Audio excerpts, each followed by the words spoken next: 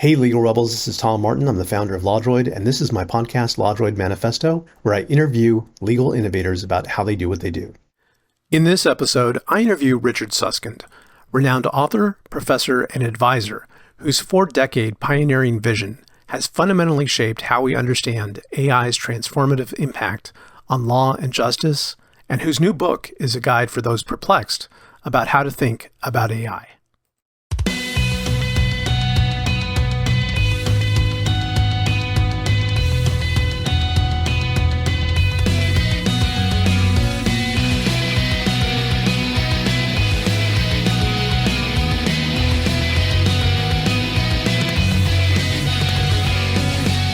Welcome to the LawDroid Manifesto podcast. I'm Tom Martin, your host.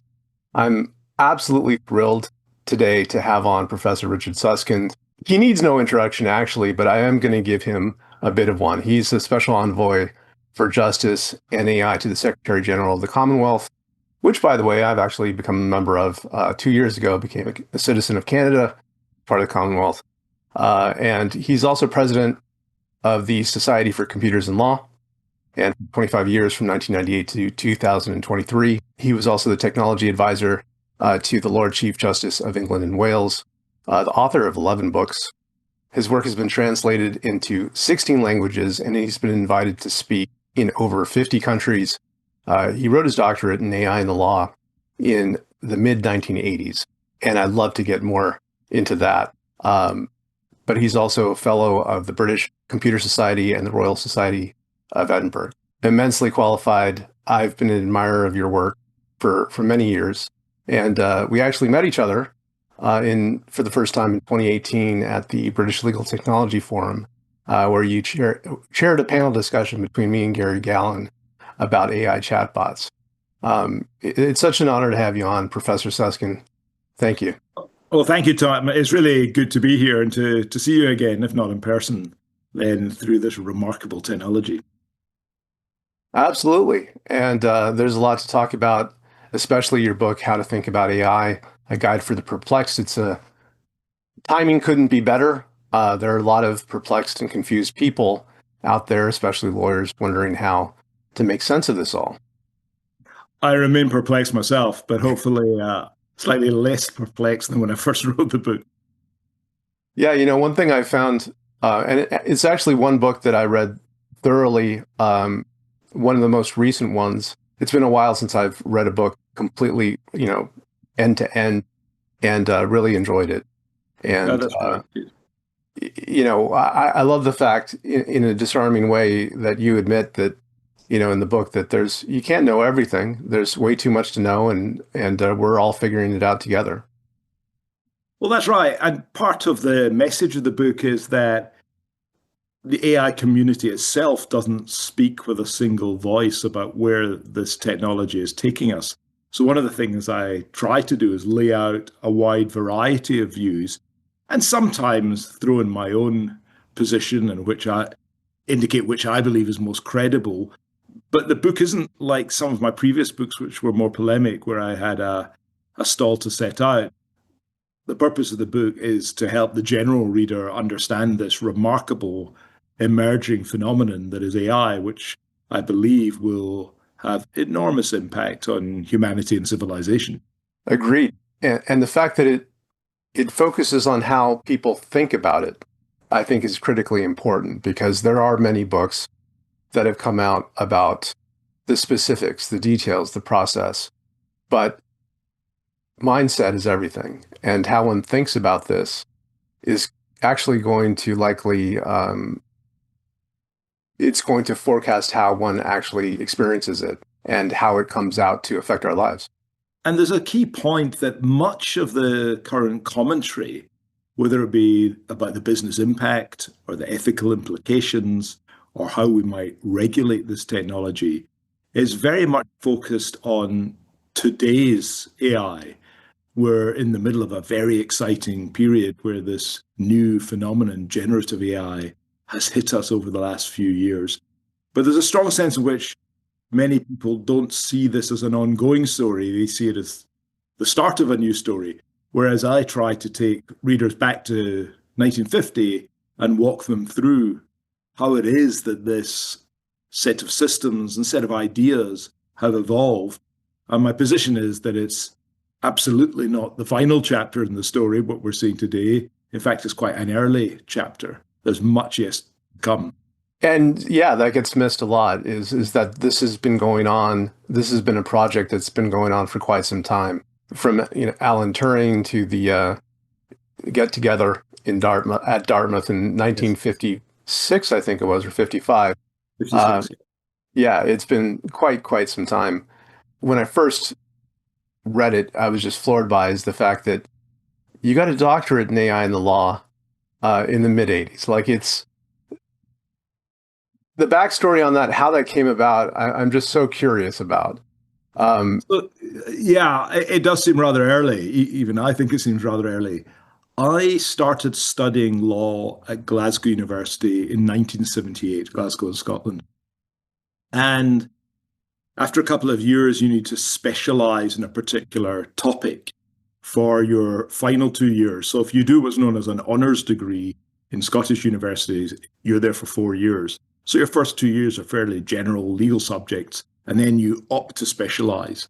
And I specialized in jurisprudence, which is legal philosophy in the broadest of terms.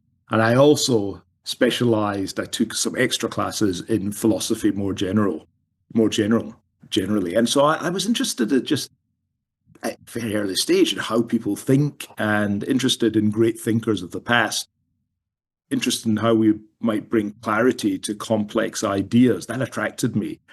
I think I was honestly less interested in the substantive law and more interested in concepts in and around the law. It fascinated me to think about ideas such as the bindingness of law, or how judges come to decisions, or how we interpret statutes. And that's all the stuff of jurisprudence. And what happened in my third year, so this was about 1981, I found that we were able, in place of one of our final exams, to write a dissertation on a subject of our choosing. And in one of the textbooks in jurisprudence, I'd become fascinated by the chapter on jurimetrics, which was called the scientific investigation of legal problems. That was the definition then.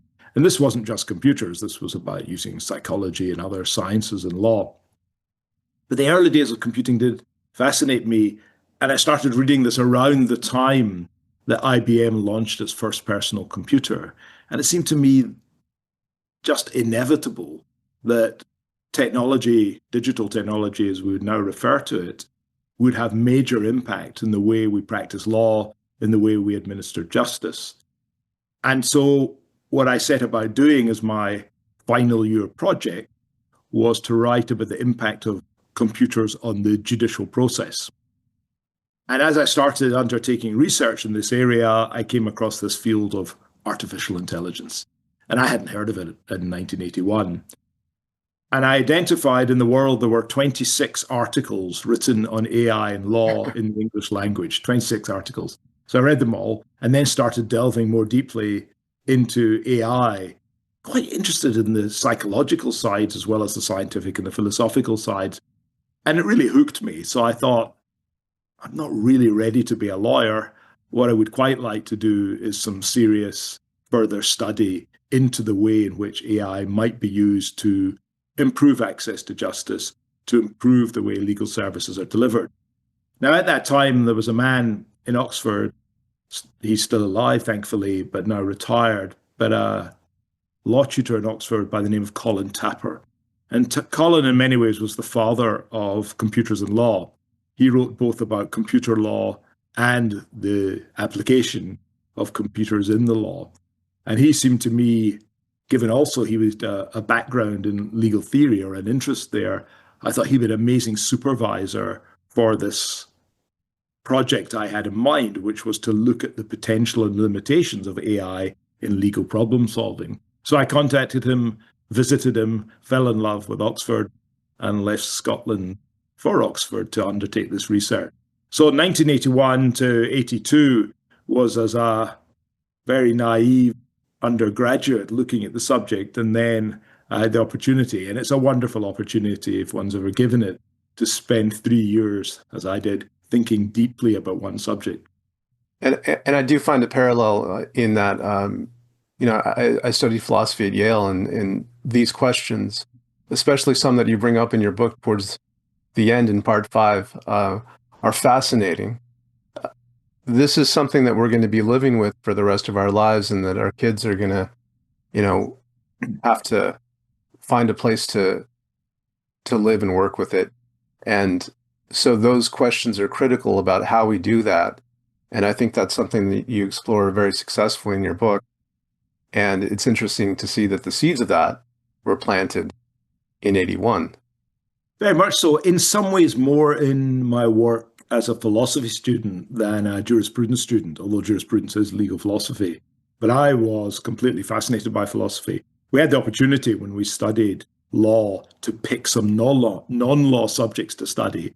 And that's why I chose philosophy, moral philosophy. So I joined this class, I think it was the only lawyer amongst hundreds of people who were doing more general arts degrees. And I really took to it and found it not easy. I found it completely engrossing and actually very difficult. But I enjoyed writing about it and I enjoyed learning about it. And I suppose my main mentor in life was eventually the philosophy professor, the professor of moral philosophy. And the one-on-one sessions I had the opportunity to enjoy with him are unforgettable periods in my own education. This chance as a student who was curious to sit down with someone deeply expert and inspiring is really magnificent. And to some extent, that's what the Oxford and Cambridge tutorial system gives you. It gives you the opportunity, hopefully as a bright young individual, to spend time with some of the finest minds in various disciplines, in all disciplines. So thank you very much for giving us a hint of your origin story there, because that is it's critical to understanding how you've arrived at this. But I also want to I want to go a little bit farther back, Okay. if you'd indulge us, as my audience expects to go into people's origin stories. And I'd like to know where did you grow up in Scotland? In Glasgow, on the south side of Glasgow. I'm Jewish. I stayed in a fairly Jewish area. My Judaism was important to me. My dad was a refugee from Germany, from Nazi Germany. His dad was killed by the Nazis. And that very much was a backdrop to a lot of my life, actually, how I look at life and how I tackle problems that I face. So dad was a great man, a great inspiration, and lovely mother as well, very clever. So I lived, and a great brother. I lived in a very stable, happy family in the south side of Glasgow. And we, as a family, had great conversation. And I was the youngest in the family. And so, to some extent, trying to catch up and understand what was going on. But that was a great learning ground. And so, in many ways, was privileged, I think, to have the love of my parents and my brother, and also the intellectual environment in which I grew up. So it was the two of you. You have one brother. Do you have any other siblings? No, it was the two of us. Yeah. For the audience benefit, like what was the south side of Glasgow like then? Oh, fairly typical suburbia. Dad was a doctor, so we had a nice house, and I went to an independent, that's a private fee-paying school, which is about 5 or 6 miles away. So quite a big part of the life actually was driving into school every morning, and usually 3 days a week my dad drove me in, which was a great opportunity to chat with him, and we had a rota with another family, and 2 days a week this other family drove us in. So actually driving in, as I say, was a nice part of the day. And then traveling back, people who lived in the area, we all got public transport back, and groups of us, some of whom I'm still in contact with today, used to go on the bus, and we had a great time. It's a great school I went to as well. Very privileged in that. It was called Hutcheson's Grammar School, and most of the time actually it was boys only, and then towards the end it merged with the girls' version of the school. At the time, and I think still academically, a very strong school, possibly the strongest school when I was there in Scotland. Very competitive, very bright friends, very strong work. And so a lot, I suspect, that I was able to do in my own research and thinking and still in my writing, the seeds were planted in a first-rate education, quite traditional education. Did you have any exposure to computers at the time? Not really. I mean, I was at school till the late 70s. As it happens, my father-in-law was involved with computers at a very early stage, and it was my wife, then girlfriend, when I went round to her house. We used to talk endlessly about computing, so that was another influence on me. But it wasn't the case that we used, for example, computers in school. But I do remember, and I think it was 1973 when I was about 12, uh, and this gives you a sense of the stage of the technology, that a friend had the first pocket calculator in the school. And I just found this completely amazing, that this system, you press some buttons and it could undertake all manner of arithmetic. And at the time, it really was. Obviously, just now, this looks absurd even to say this, but at the time, it was remarkable. And I remember we used to compete for the right to, or the opportunity to use this calculator during the lunch hour. It was just entirely fascinating. So too early, actually, to learn about computing. We did learn a little bit about ones and zeros and digital, but it was too early, as I say, a few years before the personal computer came out. It's funny when I've talked to a few guests, and it seems like that age, around 11, 12, 10 to 12, there's usually like some kind of exposure to using technology in some way. It Mm. could be, a calculator, or early playing around with the Commodore 64 or some type of computer. It wasn't that. I wasn't one of these kids who had one of the early computer game systems or one of the very early machines. My inclination at school in terms of the subjects I enjoyed English and physics most, and I was quite good at maths. And so I was always torn between studying something that was language oriented and something that was numbers oriented.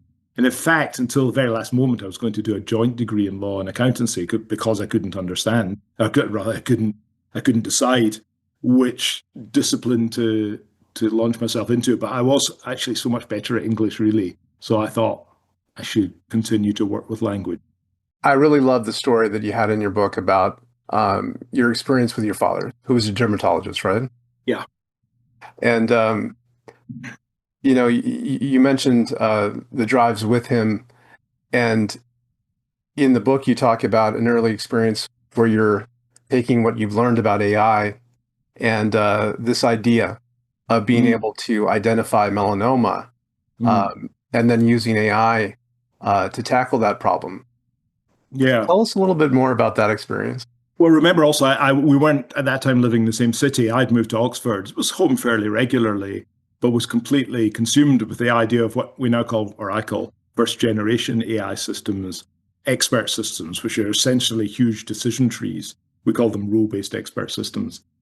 And the dominant, actually, area of research through the 70s into the 80s was medicine. There'd been some remarkable breakthroughs in medical diagnostics, and the idea then of how it was you built an advanced AI system was you sat down with a human expert and you tried to mine the jewels from their heads. You tried to identify how it was that they reasoned in their particular discipline. And you tried to model that. And the way we modeled it was explicitly by building these big flowcharts and decision trees. And sometimes they were weighted because it wasn't quite as simple as saying if symptom X, then diagnosis Y. There were probabilities involved, and there's quite complex probabilistic reasoning models were developed at that time. But it struck me, and it was just in conversation with my father, that in his own area of medicine, which is dermatology, why couldn't we have a system that would ask a series of questions about a worrisome lesion or freckle and identify the probability or the likelihood of it turning out to be a melanoma? And we knew of a whole bundle of variables, the size of the lesion, the color of the lesion, the border of the lesion, whether or not it was irregular, the extent to which it had grown, the extent to which it rose above the surface, itch, and so forth. And I think we started having this conversation, we probably could develop a diagnostic system. So, because we knew about 20 variables, that would then require us, though, and we just simply in the end didn't have the data. What we would need is the past data about those instances when a lesion was, and we knew this from the histology, when a lesion was cancerous and what factors were present. And on those occasions when it wasn't cancerous, but similar factors were present. And so we talked a lot about this and speculated a lot about this and spent some time thinking about it. Never developed a working system because we actually didn't have the data. You would need, it seemed to us, a very large body of data from which to identify these factors and their correlations with the eventual results of the histology. But the idea was very clear. It was fun talking about it, and we spoke about it quite a bit. And I didn't give too much thought to it until a number of years ago. My father's since passed away, but my dad sent me a paper that was published in Nature, which is the most prestigious science journal. And it turned out in Stanford University, and this is one of the best known AI systems in medicine, they developed a system that they say could outperform any dermatologist in identifying how whether a particular given lesion was cancerous. But what was interesting is it moved from the technique that we were using, which was sit down with an expert, develop a big decision tree, have a go at guessing at the probabilities, trial and error, see how that works, to a machine learning approach where they had, as I recall, something like 127 or 129,000 past images of lesions together with the results of the pathology. And so it was a different model, a different approach. And I remember him sending me that article saying, oh, this is how you do it. And that was certainly not how we did it in the 80s. We also looked at another technique in the 80s when we were thinking about this called rule induction, which is an early example of machine learning, where what you could do was you could derive a rule base, derive a decision tree from a whole set of data. So if you had enough data about the factors and enough data about the outcomes, the system itself would generate a decision tree that was consistent with all of that data. So it was really funny at that time that how we thought we did AI, that what was central to it was this idea of getting the decision tree. So we were using machine learning in the 80s not to deliver these working systems, but actually to generate decision trees. But again, we just simply didn't have enough data. But what was nice, just with my dad, with whom I got on really well, just chatting through these possibilities. And when I came home from Oxford, telling him the kind of work I was doing, it was nice to try and put in the context of work he'd been doing. But it was really funny when he sent that article to me that eventually was the Stanford article. He said to me, the minute I read that it had 129,000 past images of lesions, he said, I knew it was going to be better than me. And he said, and it's quite interesting that in his lifetime, in his career, he'd only seen a few hundred melanoma, where they're actually relatively rare, even though they're very, very serious and talked about a lot, therefore. But he said he knew immediately that would likely outperform him. So that was, I worked in a variety of ways in AI medicine. When I was writing my doctorate in Oxford, although I was law school, I did some collaborative work with a friend who's working in computing, but I was also given a room to share in the computing laboratory. So there were 7 PhD students in computer science and me. And that was actually very educational for me. Now, one guy in the room was a retired surgeon. He was quite young, actually, but he was working in AI and surgery. We spent a lot of time talking about the similarities between AI and law and AI and surgery. And that it's to some extent echoed in later work I did in the future of the professions. What I really love about that story with your father is, number one, that you got to have those conversations with him. And I know that when I've had in the past conversations with my father, that kind of shared excitement that you have that's right. about this thing that is both inspiring to both of you. He said something very interesting. It was on the point of there being 129,000 past lesions. He said, I know a lot of doctors talk about their intuition, their gut reaction, their instinct when they see something. He said, but he wasn't sure that he thought that was not just as complex, but his own mini database of past experiences. So when you have a new phenomenon, that's to say a new patient with a new condition, you're consciously or unconsciously, he said, doing a kind of pattern match or partial pattern match with previous patients and conditions. And isn't it funny that to some extent matches some conceptions of how it is that AI systems might work? But it also, to some extent, also demystifies the whole idea of human instinct and human intuition. It may be no more than what a couple of philosophers call holistic similarity recognition. So holistic means you look at the whole thing and you look for consciously and unconsciously, you look to match it overall with something similar you've seen in the past. Your dad was right on. I think he was, actually. Yeah, and in some ways, what you described, that pattern recognition, like our understanding of it as being an intuition or gut feel, is just an abstraction of that pattern matching. Well, some people, I think, and we find this a lot in our research as professionals, again, consciously or unconsciously, like to build up the judgment of the practitioner, and we get that in law, medicine, and audit, for example. And I'm not clear that there is some mystical conception of judgment here. I think it might just be this holistic similarity recognition, this partial pattern matching. The other reason that I love that story with your father is that it also outlines the history of AI. It shows the transition from good old-fashioned AI, conditional logic, decision trees, to learning, to machine learning, deep learning, and what we have now. And also the concerns that exist around it, which is a good segue to talk about how to think about AI, your book. And yes, can I just say one thing about the similarities and differences? In the early years of these rule-based expert systems, you mined the jewels from humans' heads. What you're doing in machine learning, in the broadest of terms, is mining the jewels from the data, which is a richer and larger body upon which to rely.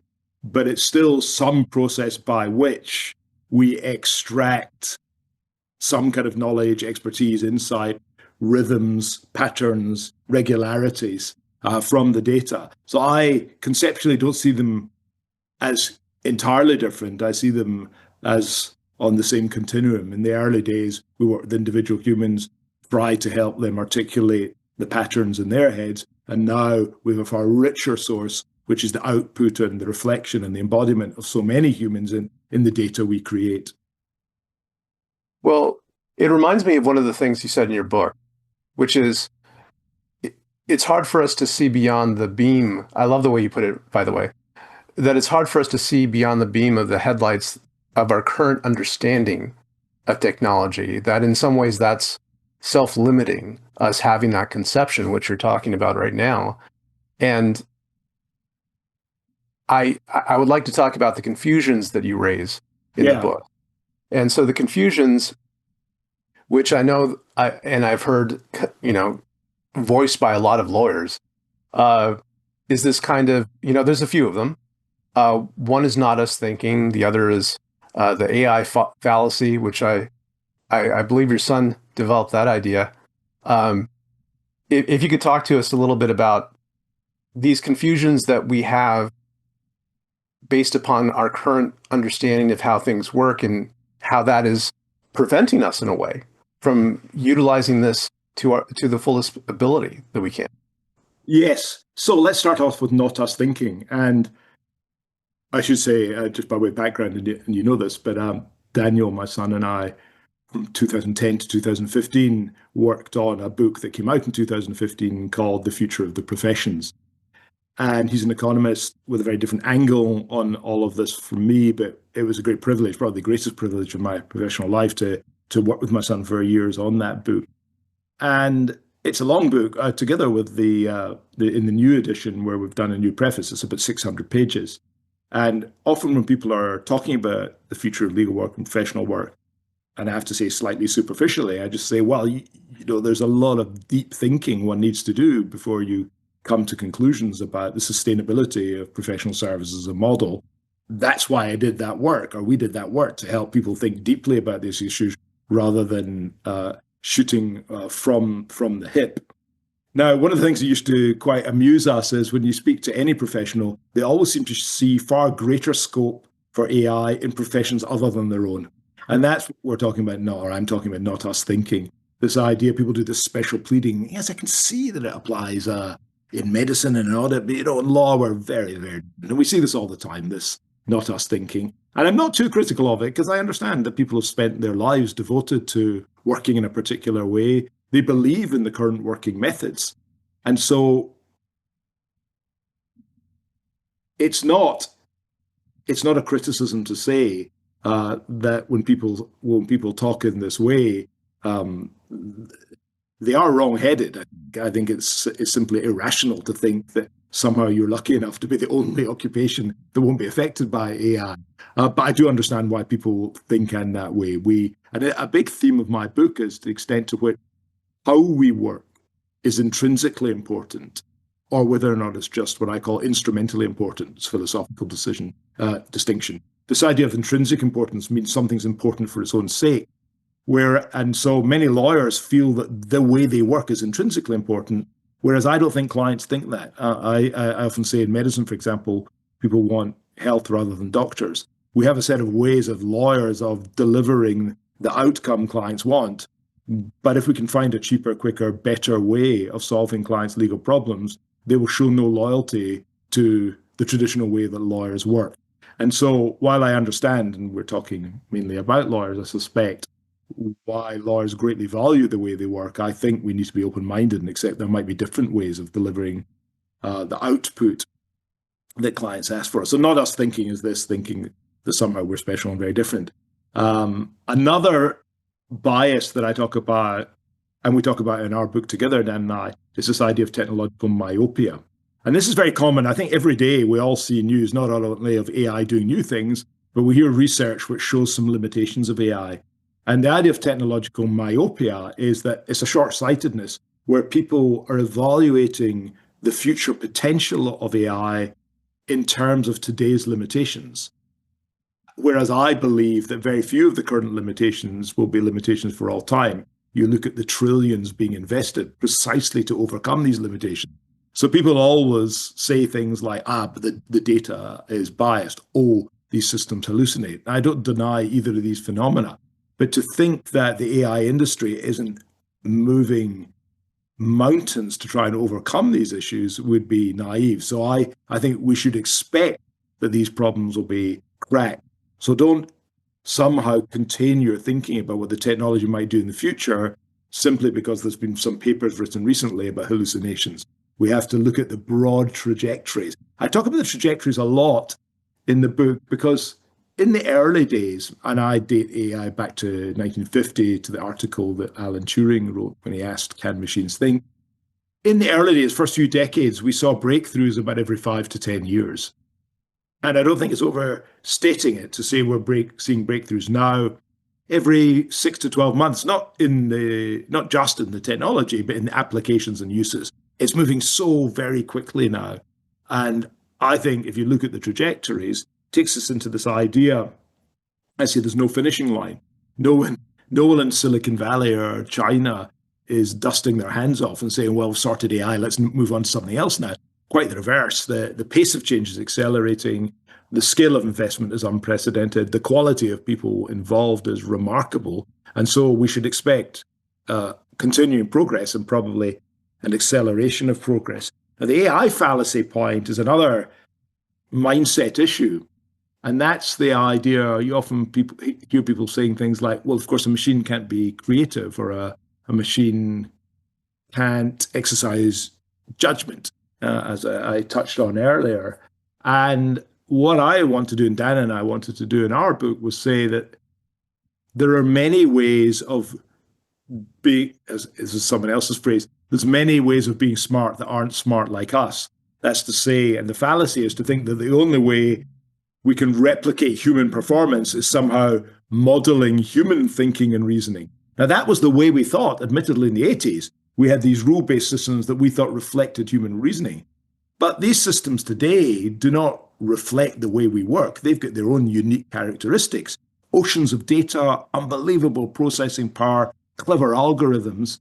And together, they are delivering remarkable outcomes and outputs, outperforming often human beings, but not modeling or replicating the way we work.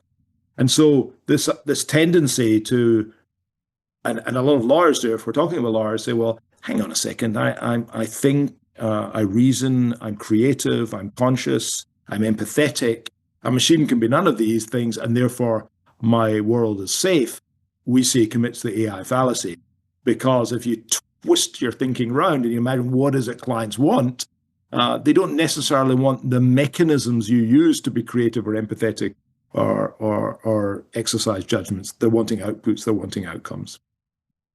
And I think a way that you point out of that trap is your what if AGI thinking, right? Because if you pose that question, then it kind of explodes those limitations and gets you outside of that box of thinking with those restrictions. That's absolutely right. And if I can just take a step back and explain what this is all about, AGI stands for Artificial General Intelligence. And this is the idea that at some stage, this is the hypothesis, the systems we're developing will match human beings across all cognitive tasks. And there's no doubt in some tasks today, they already outperform us and match us. But what we're talking about is essentially human level performance by these apparently intelligent machines. I prefer to say capable machines because I think intelligence is an attribute of humans. But machines that are as capable, if you will, intellectually as we are. Now, the history of this is interesting, but because before ChatGPT was launched, there was research done where AI scientists were asked, when do you think we might have AGI? And the general view was it was 20 to 40 years away, if ever. This was in 2022. If you ask these same AI people today, most are saying 5 to 10 years. And what I say in my book is that if this happens, this would be the most consequential technological breakthrough in the history of humanity. That suddenly we'll be sharing the planet with systems that are as capable as us intellectually. We're used to the idea in fields and factories of machines outperforming us, and we can live with that. We feel far more threatened by machines that might match our intellectual capabilities, our remarkable brains and minds. And so what I say is that while I'm not committing myself to saying we will have AGI, in my book, and I try to make it very, very clear, I say we should plan for AGI between 2030 and 2035. And often when law firms hear this, they say, well, this is just science fictional stuff. And I say, well, you're all such risk-averse organizations. If AGI comes about, it is so fundamental to the profession, to your clients, to your business model, to your labor model, your operating model, that not at least to have given it some consideration seems to me to be a great dereliction of duty. It's fundamental if this happens. And so one can say, well, I think it's unlikely, but very few lawyers are technologically qualified to make that observation reliably. So that, I say, for governments, for our children, for businesses, right across humanity, we should be asking, what if AGI? What would this mean for warfare? What does it mean for the future of the labor market? What does it mean for the way in which wealth is distributed across humanity? Fundamental questions. But I'm afraid there's lots of people who are just not prepared to think that way. People will say things like, all of this is over-exaggerated. AI will always simply be a tool for lawyers.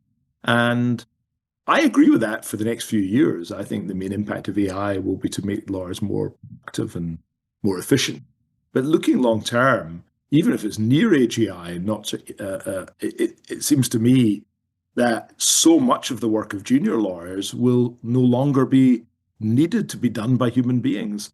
And I find this unarguable, but others, of course, say, well, you don't fully understand what goes on in our law offices, or that's not really what our clients want. They roll out a whole bundle of rationalizations. And a lot of it comes back to this basic point, Tom, that I was mentioning, that people understandably like the way that lawyers work, believe there's moral virtue in working the way we work and having human relations. And they believe that carrying on that way of work is important in and of itself. And I take a different view. I can be persuaded that, for example, in the criminal justice system, we might still want to have juries, even though in due course AI systems might be better at finding the facts. because there's a performative aspect to the jury system. We see an intrinsic importance in juries of our peers assembling in the same point in space and time.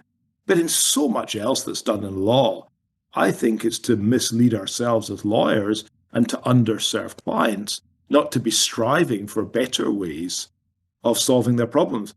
And if you look at the great legal problem of unmet legal need in access to justice, most people in our world can't afford access to lawyers and judges. And so another way of looking at it is this is the only way we're going to sort out this problem of access to justice, because we're not going to sort it out by throwing more lawyers and judges at the problem. So I think we're at quite a fundamental point. And you're right. What I try to do in the AGI thinking is to try and people's thinking, try to encourage people to think more broadly and more generally. Many people just hope they can hold out to retirement before all this stuff happens. Yeah, I've heard a lot of that too from lawyers. I also want to emphasize the people watching this that there's a wonderful dry sense of humor that runs throughout your book too. For example, you had mentioned that you talked to a group of accountants and had a bit of an out-of-body experience. It was no, it wasn't. It was actuaries. It was actuaries. Oh, actuaries. Sorry. Actuaries are people who make accountants look interesting, as the joke goes. Sorry, accountants. Yeah, but that, in confronting the very Yes. types of resistance that you just mentioned, that on the one hand you explained that you felt that they're in fact the very people that are that are most at risk. Yeah. And, yeah. Humor is interesting. I'm quite lighthearted as a person, and I like humor. I love listening to comedy. Comedy's had a big impact in my thinking. Huge Monty Python fan, for example. Absolutely. I mean, I regard a lot of Monty Python scripts as scriptural and can recite huge portions of it. But so they were very clever people being extremely funny in an intelligent way. But one of the things I learned is that you can make very serious points in a more lasting and memorable way by cloaking them in humor. And I don't think my book's a bundle of laughs, but I do try to sprinkle it with side comments and observations that will bring a smile to the face. And that's what you try to do as a speaker as well. You try to be memorable, and humor is memorable. I think it's helpful for people also to not to take themselves too seriously, and that's why I sprinkle these bits of what I hope are lighthearted indulgences throughout the text. Yeah, well, I definitely appreciated that and connected with that from having talked to people too and gotten similar reactions. One other thing I want to talk with you about from the book in the time we have left is you talk about this distinction between automation, elimination, and innovation. Yeah, and a lot of everyone, not just lawyers, worry about this is going to take my job. It's going to, I'm not going to have any work to do anymore. And one thing that I don't know if I could claim to have coined it, but Martin's paradox is that on the one hand, lawyers don't want AI to take their jobs, yet on the other hand, they want it to work push button perfect easily that it could do their job for them. And there's a bit of an irony there. Yes. But I think that goes back to the point that a lot of the current discussion from lawyers is about the use of AI by lawyers rather than for clients. And I think I make the point in the book, when there's a breakthrough in medicine, people don't ask the question, what does this mean for doctors? They ask, what does it mean for patients? What does it mean for health? But in all the events that I speak at and attend, people are all understandably concerned. What does this mean for the future of the law firm, for the future of the lawyer, for the next generation of law students? These are all good questions. But the law is no more there to provide a living for lawyers than ill health is there to provide a living for doctors. It's not the purpose of lawyers to give lawyers jobs. If we can, the law is our most important instrument of social control. To some extent, our legal systems are broken because the access to justice problem is so grave. And even if you ask leading international organizations, you'll hear from general counsel about the unaffordability and the inaccessibility of legal services. So we have some work to do. It's not that our system is working terribly well. and some people are being rather troublesome about by suggesting AI is used. We have a system that is in grave need, it seems to me, of updating, of upgrading, of overhauling. And at last, we're seeing some technologies that can achieve this. Now, my view is fairly clear on this, certainly in the medium term. If you're entrepreneurial, there are, I think, new opportunities for you in working the legal profession. But if you want to stay as a traditional lawyer, a one-to-one consultative advisor who charges by the hour, I think over the years, clients will move from wanting that to wanting cheaper, quicker, more convenient, more business-like, higher quality services that are delivered through AI. And that is my position. And I think that right across the professions. I think we can maybe crack the global health crisis. We can maybe crack the global educational crisis. So that's why there's great excitement about AI, that many of our biggest problems, we can see a glimmer of a set of solutions there. Some people think this is just fanciful, but looking at the trajectories, looking at the rapidity of the advance in the technology, I think it's far more likely than not that we'll get to some near-age AI over the next decade than what I call the hype hypothesis, which are those people who say, and there are many, who say this is just all overblown, the bubble's going to burst and we'll go back to normal. A lot of times when these discussions happen, people they bring out Jevons paradox, right? And they point to past examples, as I have myself, that an ATM, for example, that tellers were worried that it would take their jobs, but actually, given the fact that it made running a bank less costly, that more banks were opened in different, more branch offices were opened, and therefore there was actually like a net growth in the number of tellers. The idea of making some resource more efficient actually drives more demand. And I guess I just wanted to question that for a second and see what your thoughts are on that. Is AI fundamentally different in the sense that it can actually thwart Jevons paradox and provide the thing in such an efficient way that it bypasses the need for human beings? I can I go back to, sorry, I didn't answer your earlier question, which is, or clarify the issue between automation, innovation, and elimination. Let me talk about that because that's part of the answer. Yeah. And the illustration I give of that is in surgery. That, long story short, I gave a talk to 2,000 neurosurgeons, and they asked me to be controversial about the future. My opening line was, as I've hinted, patients don't want neurosurgeons, they want health. And I said, for a particular type of health problem, you are the best answer we've got today, and thank goodness for your work. But I said, do you not think in 20 or 30 years' time, I don't know, maybe 10 years' time, but people will look back and think it's unbelievable how often we cut bodies open. Because I said to them that day that the future, it seemed to me, of healthcare was not simply robotic surgery, which is automation. It's non-invasive therapy and preventative medicine. So automation, often called by economists task substitution, runs a little like this. People are doing this right across business and government. Lots of famous papers written in this, where people say, we understand the future of jobs by looking at the job, breaking it down into tasks, and seeing where can we take out a human and plug in a machine. That's automation. That's task encroachment. That's task substitution. And that is the way that almost every lawyer thinks about AI. They think, and that's why they say things like, it can't do what I do, because it's thinking of a task it can't do. Non-invasive therapy is entirely different. This is the idea that you deliver the outcome the patient wants in a way that's literally less invasive, less intrusive. It's cheaper, it's quicker, it causes less upset and upheaval. And what I say to lawyers is we have to think not just about how do you automate what you already do, but we've got to think, can we deliver the equivalent of non-invasive therapy, giving the outcomes that clients want, but using an entirely different mechanism? So that's the second challenge of innovation. And innovation is a term I use to allow us to do things that previously weren't possible without technology. Third is elimination, which is the idea of preventative health. So what about preventative legal work, where we can work in dispute avoidance rather than dispute resolution, on legal risk management rather than legal problem solving. And that's about eliminating the problems to which lawyers are today's best answer. So I say a richer view of the future is not simply this well-worn debate about what lawyers do that can be replaced by machines. We have to make the leap and talk about the equivalent of non-invasive therapy and preventative medicine.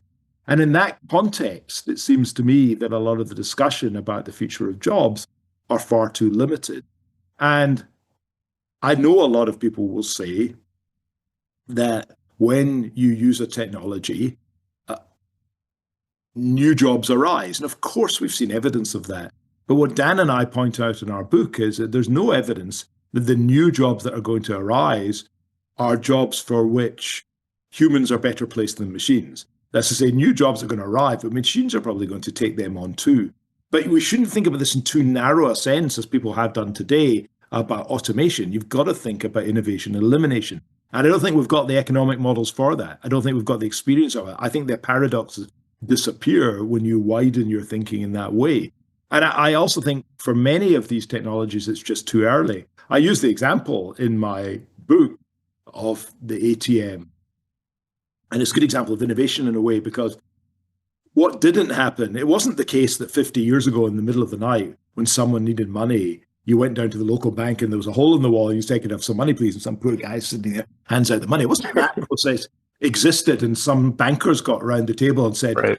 "Come on, chaps, that's rather inefficient and often quite chilly. Why don't we do it in a different way?" Of course not. It was that this technology enabled an entirely new way of delivering the domestic banking service. And that was a form of innovation. But of course, if you look at elimination now, that's the elimination of cash because of electronic payments. Now, of course, there's new people involved and so forth, but it's very hard to imagine, say, in 10 or 15 years in financial services, that it's going to look like the bank teller sitting in the bank. There will be new jobs. Some of these will be taken on by machines. But I think what we're seeing is a general move away from all tasks and activities being undertaken by humans with their remarkable brains towards AI. And I'm not convinced we've actually got the ways of measuring what that means for us in economic terms, both within smaller organizations and a macro level economically too. It's quite interesting that in the world of economics, they seem to be divided about whether or not AI will give rise to greater productivity. Two Nobel Prize winners, for example, completely disagree with this. Michael Spence over this. Michael Spence thinks that there will be a massive increase in productivity. Darren Acemoglu thinks entirely the reverse. So we're feeling our way. But I find it hard seeing what I'm seeing in organizations that are already deriving benefits from these systems. One client who says, for example, in their legal teams who are using these systems, that they're saving 3 hours a week. Now, it's early days, and that's almost half a day a week. If we extrapolate forward, we can imagine a very substantial impact on the work of lawyers, and that's just automation.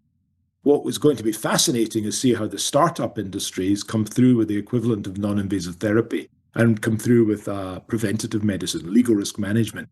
Fascinates me the idea that we will be able to have bots and agents roaming around client organizations, identifying early indications of legal problems and legal difficulties, putting that fence at the top of the cliff rather than the ambulance at the bottom. Absolutely. The future is bright and unknown, and we're discovering it every day.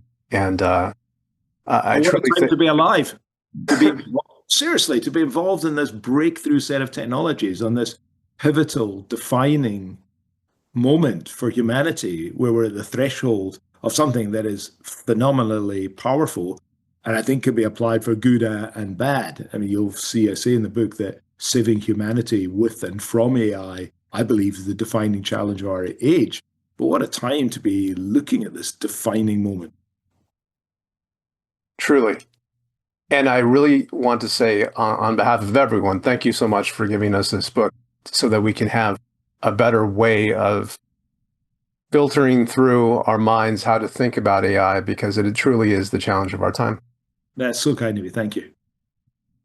Well, with that, I do want to ask you a couple of questions that I ask all of my guests. Okay. The first one is that clearly you have a lot that you do. You have a lot of irons in the fire. I'm sure that you appeared on many different podcasts that you know are continually writing and thinking about these things. The developments come out almost hourly when it comes to AI innovation. How do you keep on top of things? Is there a work-life balance? Do you reject the premise that there is one? What do you think? There's a few things there. I like to keep on top of things. I'm a huge reader, so I'm always reading books, always reading updates, and I've got some great clients I work with, and I learn from them and I see how technology is evolving with them. But I'm plugged into all sorts of interesting groups, and it's difficult now. At one stage, for example, I pretty much knew every legal tech company in the world. Now I think there are 3 or 4 thousand. It's very hard to keep track of them. So you do your best and you filter. And again, AI is coming to help here because we have AI systems that can undertake deep research for us and keep us up to date. The work-life balance has always been interesting, and I do get a great deal of pleasure out of my work. I'm so lucky in that. And I know so many people don't enjoy what they do, and their work and lives are miserable because of the toil of their work. And I'm completely the reverse. I'm completely fired up about it. I find it intellectually stimulating. I'm lucky that it gives me a living. I meet some really clever people. I have the chance to advise major organizations and have some kind of impact. And so there's no doubt that my own personality and self esteem and the meaning I derive from my life is very closely related to the work I do.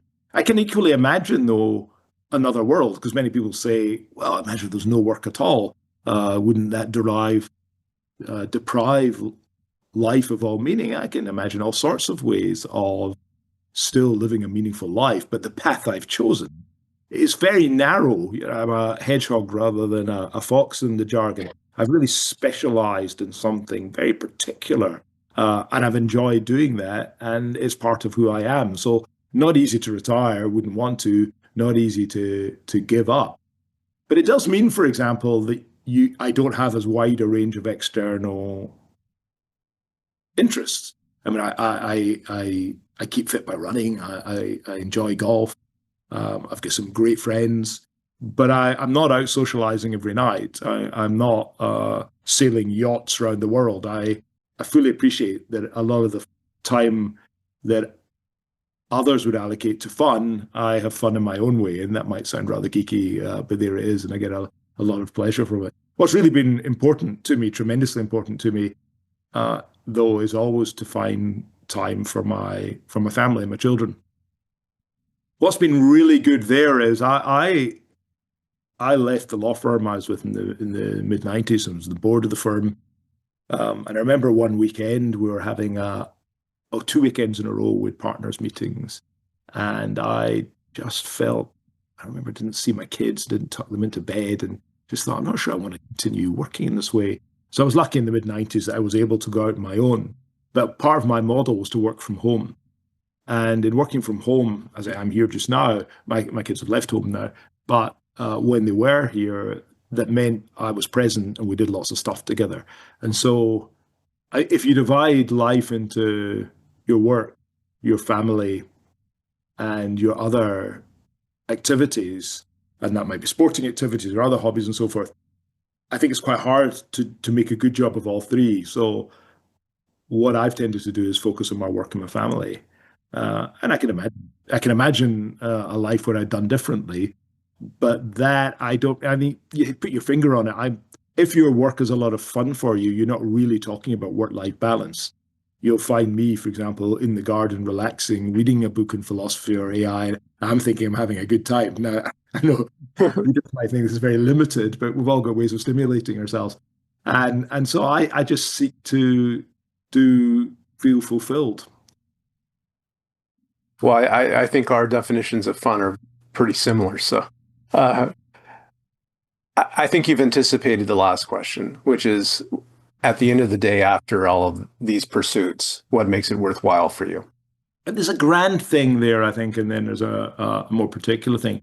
The grand thing is, and who knows, but if you can make an impact in this troubled world, then that's a good thing. And what I've always tried to do um, is try and improve the way, and this goes back to my background in jurisprudence. How can we improve legal process? How can we make it more affordable? How can we integrate that into humans' lives so people don't feel alienated from the law? How can it underpin business and government in a smooth and friction-free way? I wanted to do some work that might help promote all of these hopes. And the truth is, it's very hard as one individual to make any kind of impression. But there is some satisfaction when working with governments or working with judiciaries or working with leading professional firms if you can see your ideas playing out. There's no question about that.